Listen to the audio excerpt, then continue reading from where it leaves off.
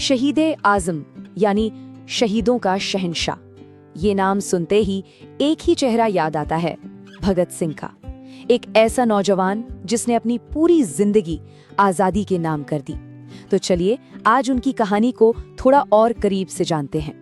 ये एक बहुत बड़ा सवाल है ना, कि सिर्फ 23 साल की उम्र में कोई इंसान पूरे देश के लिए महान शहीद कैसे बन जाता है। तो चलिए इसी सवाल के जवाब को ढूंढते हैं, क्योंकि ये कहानी सिर्फ एक इंसान की नहीं बल्कि एक विचार के अमर हो जाने की है।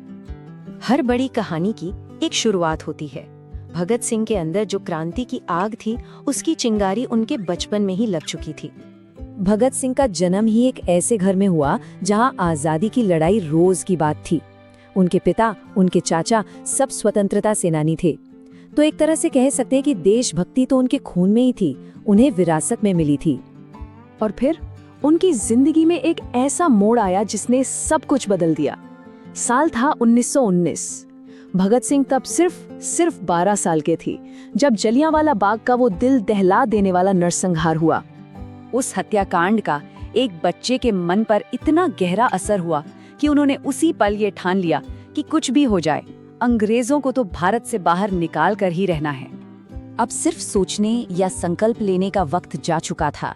अब बारी थी एक्शन की, अपने विचारों को एक आवाज देने की और उस आवाज को क्रांति में बदलने की।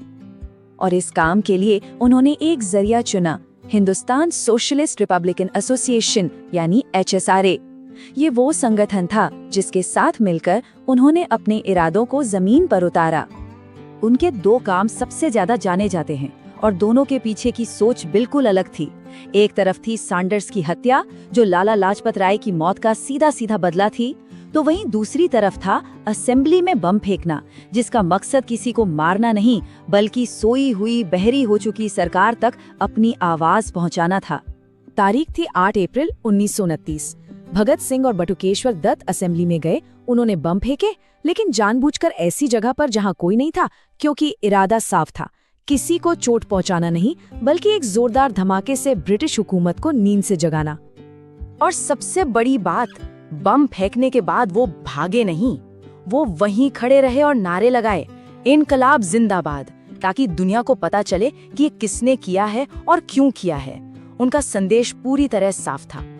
अब बात करते हैं उनके जीवन के आखिरी दौर की, उनकी गिरफ्तारी, मुकदमा और वो विरासत जो उन्होंने बहुत सोच समझकर हमारे लिए छोड़ी। उन्होंने अपनी गिरफ्तारी खुद चुनी थी। वो चाहते तो भाग सकते थे, पर नहीं भागे। और जानते हैं क्यों?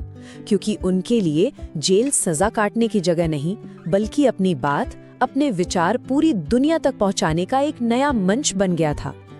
और जब उन्होंने हंसते हंसते फांसी के फंदे को चूम लिया, तो उनकी उम्र महज 23 साल थी।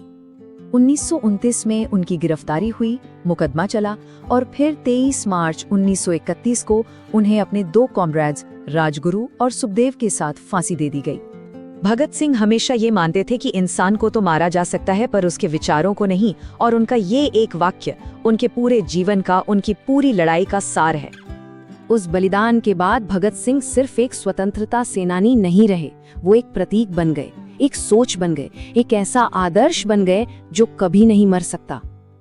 और उनकी कहानी हमें आज इस एक बहुत अहम सवाल पर लाकर छोड़ देती है कि आज की दुनिया में, आज के भारत में भगत सिंह के विचार और उनका बलिदान क्या मायने रखता है।